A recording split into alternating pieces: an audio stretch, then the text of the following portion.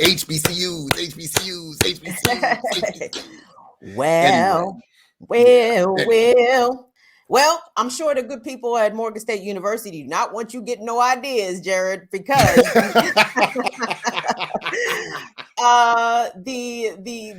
the good folks who are professors at Howard University have laid the gauntlet down to the university, and I'm not going to pretend to know all of the details, but there is a video.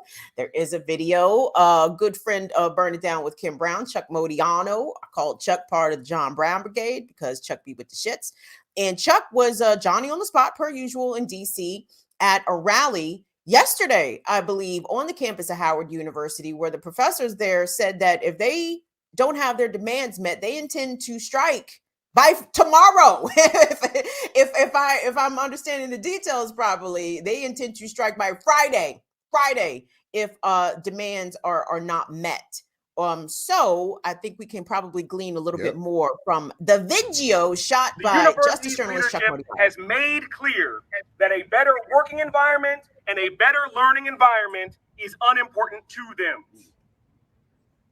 We were scheduled to meet with the leadership again on March 18th, that's this Friday, but they have gone silent. We have been left with little choice. If the leadership of this university does not reach an agreement with us on March 18th, this Friday, then on Wednesday, March 23rd, on Thursday, March 24th, and on Friday, March 25th, the Adjuncts Union and the Lecturers Union, in alliance with SEIU Local 500, we will be holding an unfair labor practice strike. We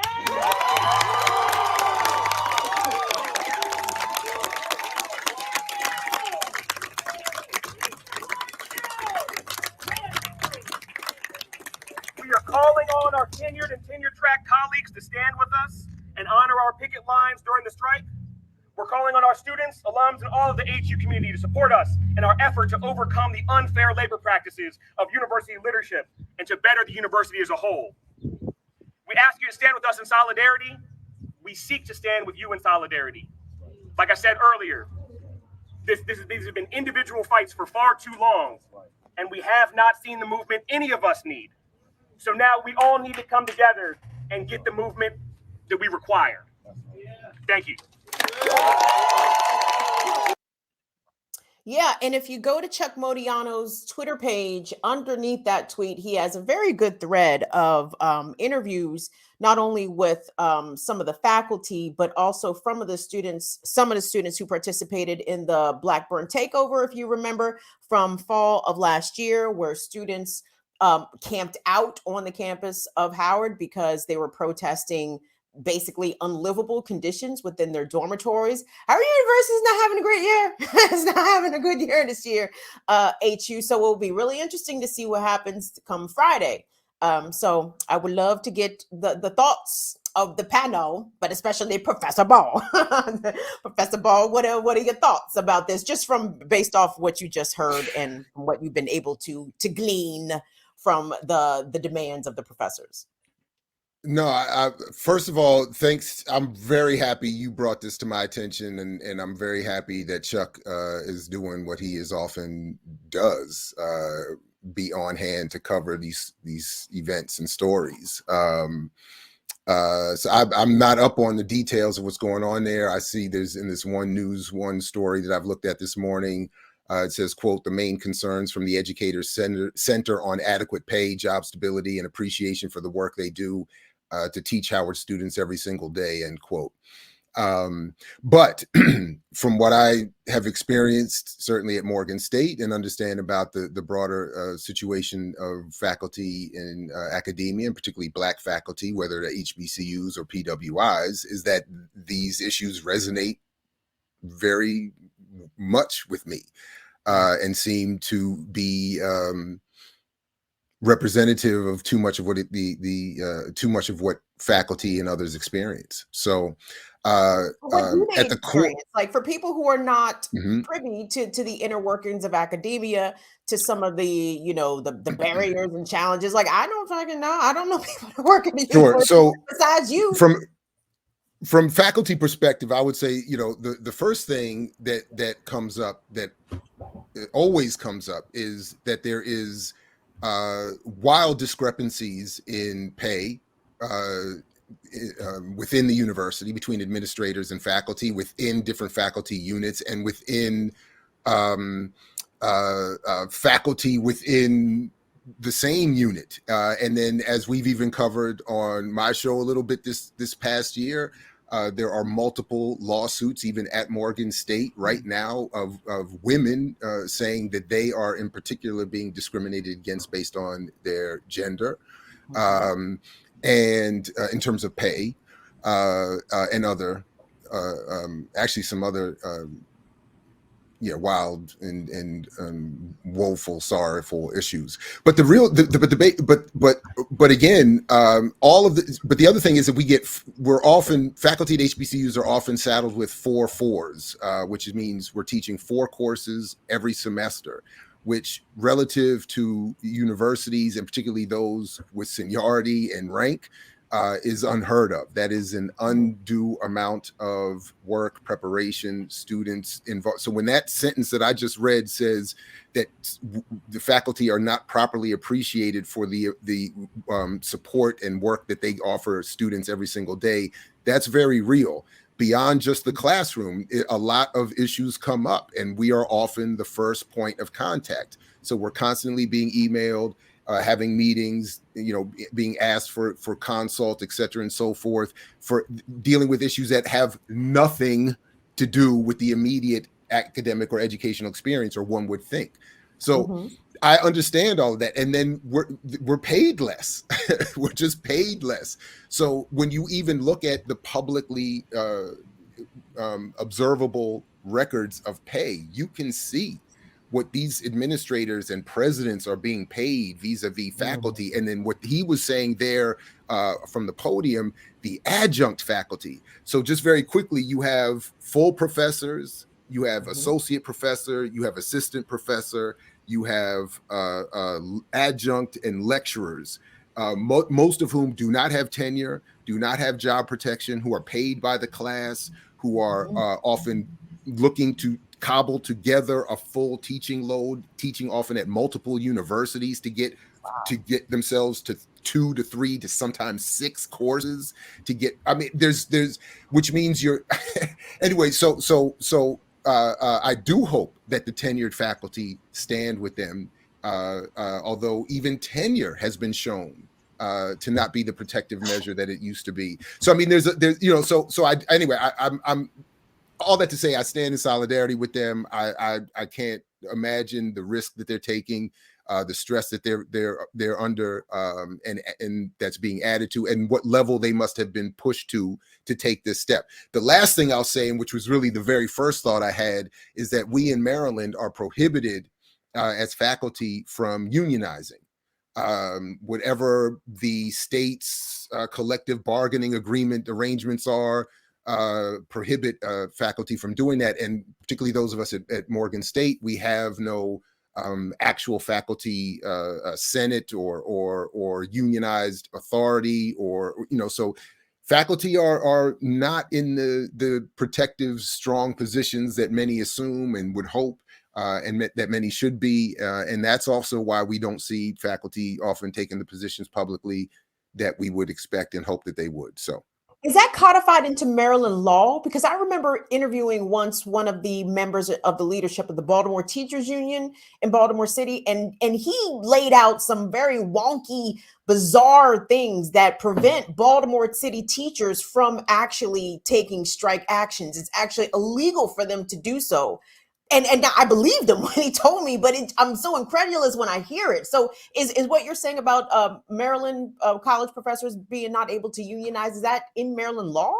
Absolutely. And I don't know the details and have them in front of me, but I from personal experience, checked into this, met with an attorney a couple of years ago and had this broken down to me when I was asking about what the responses could be.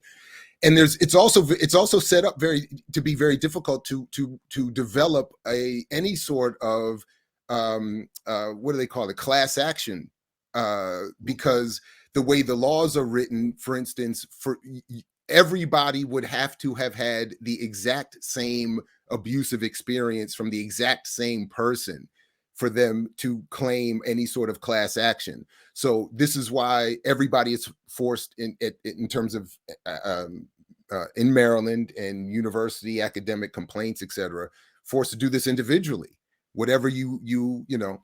And then the last thing I'll even say is that I learned from the EEOC here in Maryland that the conclusion after a long series of conversations and meetings, I was told to my face, I summarized it this way: if I am discriminated against based on my politics, even overtly, there is nothing legally that protects me in the same way I would be protected if that same abuse was done on the base of my sexuality, race, ethnicity, gender. So in other words, if people come to you and say, I have deemed you a socialist or a nationalist or a communist or a Pan-Africanist or an anti-Zionist, and I am therefore inhibiting your progress, overloading your work, undercutting your attempts to get merit pay, even if they said that explicitly, there is nothing to legally protect you as but were they to say the same thing on the basis of those other categories, then you would be protected. So in other words, it is very difficult, even if you are abused within those categorized spaces, discriminated against, it is very difficult for faculty to address their concerns and then I'll leave just one more thing and then I'll really well stop. That some of these HBCUs, similar, for instance, Morgan State, have a relationship that is not quite part of the state system, that gives them, on the one hand, what would be hoped for, a relative autonomy to do things that we would hope would be done for Black people, but actually protects them from oversight, from whatever. Should there be a series of complaints and concerns, etc., because they have there's really almost no chain of command to which you can go unless you have extreme, cause and relationships with the political establishment at the highest levels in the state. So it's a difficult situation. So I stand with them. I support them, and I want to learn more about what's happening. I thank you very much, and Chuck, for bringing this certainly to my attention. So. Thank you for explaining that, Jared, because I would not really have any other ideas about what academia, faculty face in the sort of barriers and hurdles. We've been sort of watching, obviously, the students protest at Howard for the Blackburn takeover about the conditions. And then in other ways, like, for example, in Columbia University, there was a massive strike there of the graduate student workers demanding better pay and pay comparable to, living and working in New York City, in which they were victorious. So I hope these Howard University professors and adjuncts are successful also. And thank you for sharing your experience, because, it's hard out here for a prof. Not everybody knows how tough it is for a prof out here. So thank you for that. Yeah, no problem. Thank you. And, anyway, there's a lot. The last thing I do think, I think of HBCUs as a microcosm of the struggles that Black people have in this country. And some of what we always deal with on this platform throughout all of our work and our extended relationships is that, yes, we are in a colonized relationship. We are in a hostile relationship, but there are ways that we could redistribute what resources we do have to better the situation, or to become just sort of a little bit of an umbrella, protecting against some of this capitalist white supremacist rainstorm, but and that's what's sometimes frustrating to see. So I can only imagine if you're at Howard and you're seeing some of the new hires, the celebrity hires, the salaries that are coming with it, and you're looking at from the president on down. There are some there's some money being made, and then you're looking up at your 4 and 5 course schedule and the 120 students you're having to deal with, and the lack of TAs, and the lack of grad assistants, and lack of research funding, and the relative lack of ability to take sabbaticals even.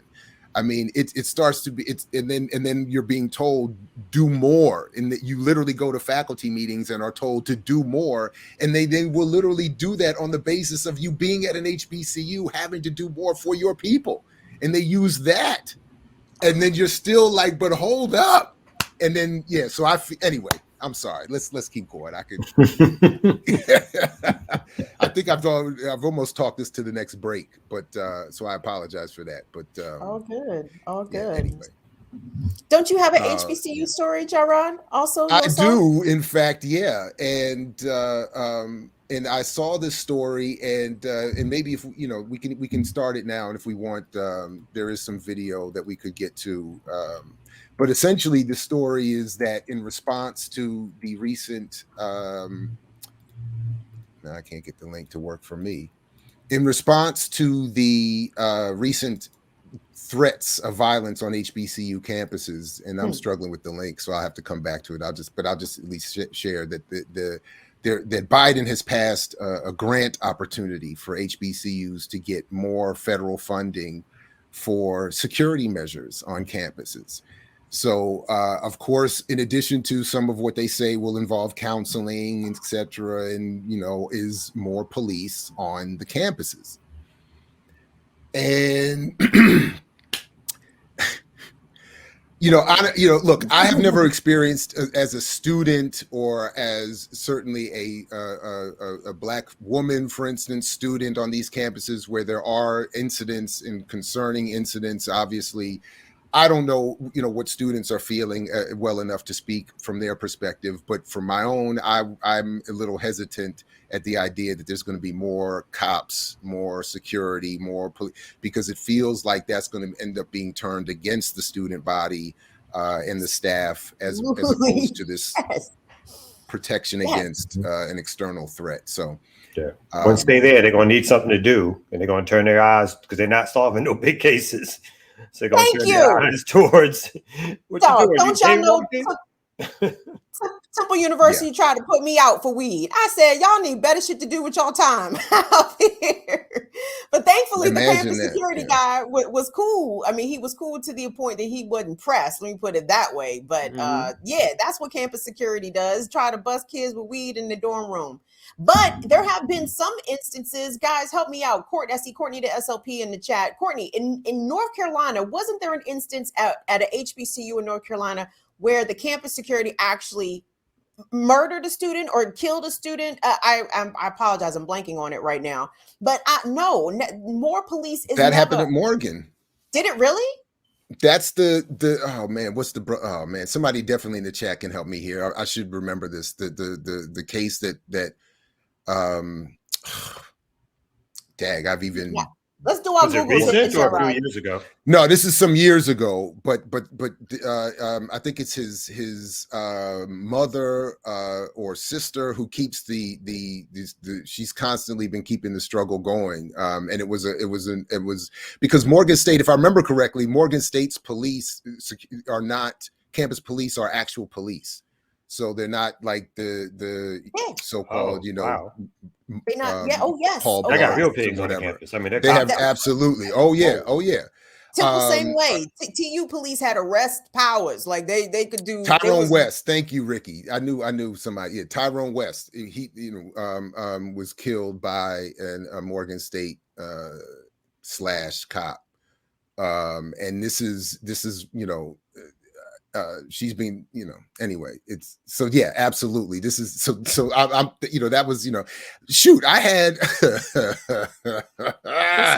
some years ago, but I had a staff member some years ago. We had a verbal exchange, and dude bodied up on me in a hallway. And I made sure there was zero physical contact, backed away, kept my distance, and leave.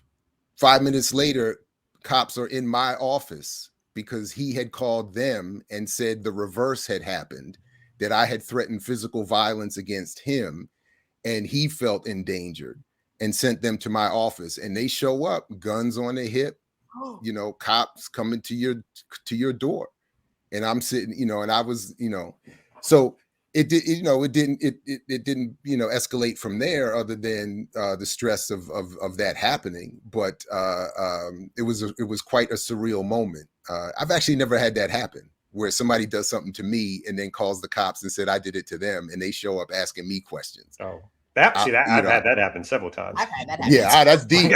I had never off of that experienced shit. that one. And it's always been whites involved. Whites were always involved. Well, that scenario. Unfortunately, that was not the case here. Yeah, it was. You said this was a student, Jared, or another? Nope, a staff member. A staff member. Yeah. My ex-legal partner called the cops on me. Oh wow. Yeah, it was. Yeah, I got arrested off. But oh no. Oh damn. Yeah. No, I didn't. I didn't do it though. Of course she didn't come out. We know that. Yikesies. Anyway. Yeah, no, I'm not a fan of more police, period. More police on campus. I mean, listen, I'm not sure what the status of Temple University is at present, but I can assure you in 1999, Temple North Philly was very different. Let me just put it that way. North Philadelphia was very different around Temple University's campus than it is today. And at our orientation, the Temple police made it a point to let us know that they are, in fact, real police. If you would call them or call Philly police, it wouldn't really make a difference. But I did not apparently see no decrease in crime with there actually being police on campus. I mean, everybody in Philly knows this. Temple kids always play the robbery victim, right? Like kids get robbed up Temple campus left and fucking right. And I assure you, the police did very little to diminish those robberies, because that's sort of a standard known thing. But no, if I were a student, I would be opposed to that, and I am opposed to this, even not being a student. So. This is a slightly divergent thing, but I remember Aget would tell me, my wife, when she went to Spelman, a few decades ago now, that they would always, when somebody else told me this was true about some other schools too, but they would always give them these warnings about not hanging out in the Black neighborhoods. Spelman was located at the time in the Black neighborhood, so it's been gentrified since. But they would always, like in their sort of like first semester in or whatever, they're doing their orientation, there's always don't go here and don't go there, and it always the places they told them not to go for the Black neighborhoods or whatever. It's like, you're a Black school in a Black neighborhood. How are you going to tell them not to go there? They used to tell us that in the Navy when we would go up to Boston or New York. They would literally have meetings and say, "Don't go to Roxbury, don't go to Harlem, don't go to." And again, that's just what was telling everybody, Black in particular, that's where we're going. That's okay. But yeah, that was interesting. We had little meetings. Just don't do that anyway. What they didn't do is say, if you're Black and you go to Boston, don't go to Faneuil Hall at night or whatever that place is called by yourselves. They didn't tell you that one, which caused a very interesting semi-movie type scene for me and my small little crew at one point. But anyway. So listen, before we get to the Amina joint, I do want to ask you, because it came up on the Remix morning show yesterday, the walkout of Howard University professors taking place right now, where they're listing among the issues that the work they do in service of all the students goes underappreciated, that the salaries are clearly not up to par. And then though I did not see this listed, I would want to add, as an fellow HBCU faculty member, that their course loads are too high. Yeah. You had tweeted recently, though you are at a PWI, not an HBCU, but you tweeted recently something to the effect, and correct anything that I get wrong here, that you had bought out a course, you willingly took a pay cut so that you could have more time, more space in your schedule, more room to catch up to all that you were having to deal with as a faculty member and professor. So obviously I'm not asking you to comment on the specifics of Howard University, though you obviously can say what you like, but I did want to ask you, in light of what we were talking about yesterday and what these faculty members are sharing with the world and what many, I think, don't understand about academia, could you talk a little bit about what you think they might be going through, or what you have experienced, even at, again, what is supposed to be a better situation in terms of a PWI versus an HBCU. So, and any other thoughts you have on that, please. Oh, wow. Well, Yeah. you can certainly get some insight into all of my thoughts on academia by scrolling my Twitter page because I have many, many critical That's true. That's thoughts. true. Right. That's true. So as it relates to course loads, I think what people say when they say our working conditions are your learning conditions is really true. And what we've seen over the years, I've been in academia now full time for 17 years. And what we've seen, in my opinion, is a case of like a slow boiling frog, where the pressure to do more and more just creeps up incrementally each year until you hit a critical threshold and you find that it's just not sustainable. In my own situation, we operate on 4 credits. The typical university operates on 3 credits.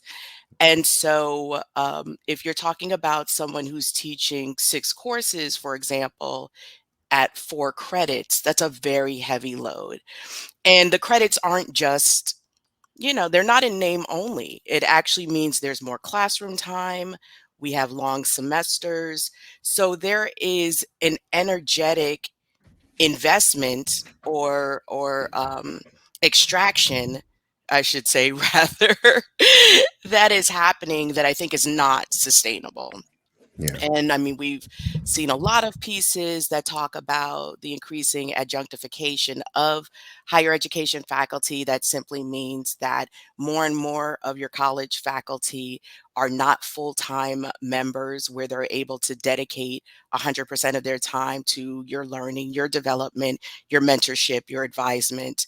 They are adjuncts, so they may be teaching a course, 2 courses, 3 courses, and in some cases, it sounds like at Howard, they may be teaching the equivalent of a full-time job, but they're still compensated as an adjunct member. And so just again, the imbalance between the labor that gets invested by faculty and the compensation, I think, has created a situation across the country that is not sustainable. In my own situation, what I realize is that, and this is valuable maybe for members of your audience as well, is that not all courses are energetically equal. And so you can have 2 faculty who are both teaching 5 courses, 6 courses, 4 courses, but the energy, the emotional labor that's required for those courses may look very different. And so in my particular situation, being who I am and how I'm trained, and this is how I'm wired, I teach a number of courses that relate to critical theory, and I would call them high emotional labor courses. And so what I decided to do this semester, because again, I just felt like it wasn't sustainable, I decided to pay an exorbitant amount of my salary, really not on par with what is typically um, required for a course for buyout, which is more like 5%. I paid an exorbitant amount, 20% of my salary, to buy out of what I know to be a very high, emotionally taxing course. And I know it because I've been teaching it for more than 10 years. I know what the courses look like. And the kind of, like I said, the emotional extraction. And so, what, to an outsider, it may look like buying out of one course doesn't make sense. If you feel like maybe you're burned out, then it sounds like you're just burned out from teaching. And that's where I'm like, well, that's not the case, that different courses carry different emotional loads. Well, I think also just in general, I mean, especially now, but in general, working people are going to always raise an eyebrow when they hear anyone willfully walking away from money. Yeah. Whether it's something big like back in the day when Dave Chappelle walked away from that big paycheck, or something as small relatively as when one of us might buy out a course, Mhm. or even consider it that we would, that the idea that we would take a pay cut in effect Right. just to free Right. up some space, Right. intellectually, emotionally, Right. whatever, Right. is like, why would you do that? And then I think there is also, and I think with some justification, you know, there is this outside looking in view of faculty is, I mean, y'all not really working anyway. I mean, you know, come on now. It's like, it's not, you know, it's not like a real job. And I even feel that way, having worked what I consider the nightmares of real jobs, like service or offices or you know, like real manual labor, like that, you know, like that stuff to me is horrible. But still, even still, the idea that faculty are all just chilling and living this plush life is, you know, and even as some of the jokes in the comments, you know, the elite faculty, the faculty non-academics or non-students know of in the pop culture, often are not teaching more than one, maybe two classes, even sometimes in a year. That's right. And then even then they have assistants and staff. I mean, like they That's have right. all this support that some of us, you know, I've been teaching 4 classes a semester my entire career, with few exceptions, and I, you know, without any of the support, no teaching assistants, no grad assistants, no nothing. So it just put, and then, you know, if you just put out one assignment, even if you're teaching 2 sections of the same course, if you put out one assignment, that still could end up being, in the course of a week, 50 to 100 assignments or papers to grade, in addition to the hours spent in the classroom. So it's like, man, it's like, and we're not just professors. I mean, we're not. This is part of, again, the kind of the spread of our duties. I think to get a better appreciation of what I'm talking about in terms of the emotional labor, I think it's helpful for the audience to think more in terms of like a caseload. So think about if you're a professor and you're teaching 4 courses at a university, and each course has maybe 50 students, you're talking about someone who has a caseload of 200 young adults, you know, returning adults, and teaching is a piece of what they do with that caseload, but it is by no means the full extent of what they do. A couple of questions real quick, and then we can you know, move on, and if we want, double back to this. But I definitely want to leave room for the topic, you know, the reason, the main course of your visit. But a couple of questions that were raised. What does it mean to buy out a course? Was a question that was raised. For instance, when you say you've bought out a course, what does that mean? It means, and I'll say it this way because this is how I perceive it. It means that I invested in my particular situation 20% of my total salary. Now, mind you, teaching is 50% of my job. I teach 5 courses. So really, you know, if you buy 1 out of 5, it really should be more like 20% of 50%. But that's not the situation we're in right now at my particular institution. So I invested 20% of my annual salary back into the institution so that I teach this semester 1 less course. That's what it means. It means the university, the college took that money back. Yeah. They got it back. Yeah. So that's basically, yeah, that's it's essentially, and I said in my tweet, that was a radical self-care decision. Yeah. Because I don't want to get to burnout. Because the next step, you know, for your audience who may not know, is burnout and faculty applying for FMLA, medical leave, you know, ending up disabilities. I mean, if you look at the health situation of Black faculty across this country. And that's Family Medical Leave Act. Right, the Family Medical Leave Act. You know, or becoming really acutely ill that requires you to apply for disability. The health, the actual physical health of Black faculty across the country is not so hot. I mean, we have hypertension, people are having strokes, people are checking out of here. As someone would say, people have died who've never died before.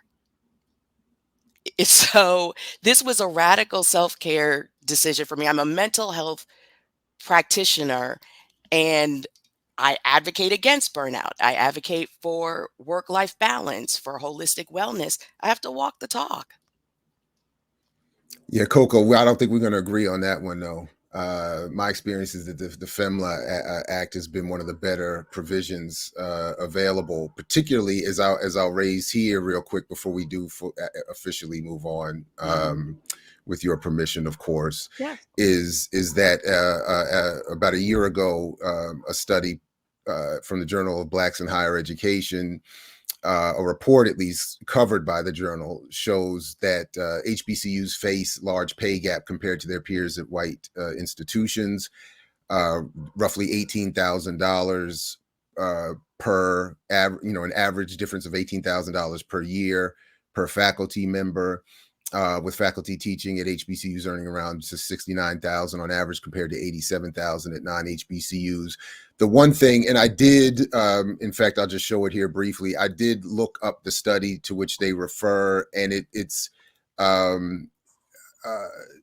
I would like to find some others and some better ones. This one is not that thorough. This is not the right one. So that's what we'll be talking with. And that didn't show up on screen, did it? Not what you just tried. The first one did. So no, I'm thinking there's something going on with the such situation here. Let me try one more thing here, because I don't think stuff is showing up. Yeah, see, that's not my. All right. Anyway, so let me just in the report, the point I wanted to get at in the report is that they don't differentiate between race and gender. It's just strictly looking at faculty based on rank, and in general fields. And then they make the broad comparison to HBCU. So they leave out gender and race, even, which I think would be, because even as some cases pending, even at Morgan State, are attesting, Black women at HBCUs are still not paid equally to Black and other men at HBCUs. But one point from the report's conclusion that I do want to read that relates specifically to, I know, my situation, and I think yours as well, being because you're in Maryland also, is that it says one bright spot, according to the story, is that the presence of faculty unions relates to higher pay. So on the one hand, wherever people are unionized in the workplace, the pay is better. But the bad part is that Maryland forbids us by law from unionizing as faculty and collectively bargaining. So we're shut out of that potential and would have to find other avenues for advocating for more pay or better pay in the state of Maryland. So